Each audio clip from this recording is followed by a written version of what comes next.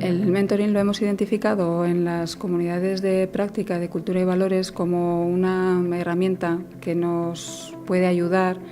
a desarrollar el aprendizaje organizacional, especialmente a través de la experiencia, y también como una herramienta para desarrollar lo que es la cultura organizacional, transmitirla y desarrollarla.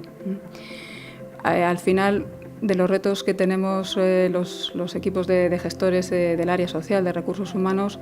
es desarrollar el máximo potencial de las organizaciones, ayudar a que sean más competitivas las personas, los equipos, a que sean más cooperativas. El mentoring en sí es una relación entre dos personas, mentor y mentee,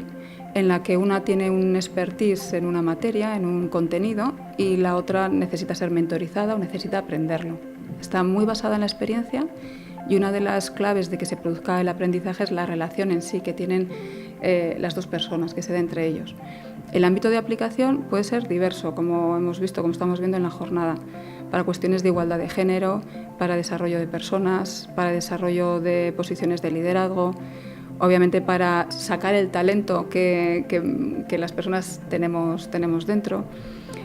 incluso puede ser para los procesos de expatriación. Obviamente nuestro reto es aplicarlo también en el aprendizaje cooperativo, de gobernanza cooperativa, para nuestros presidentes, para los equipos rectores.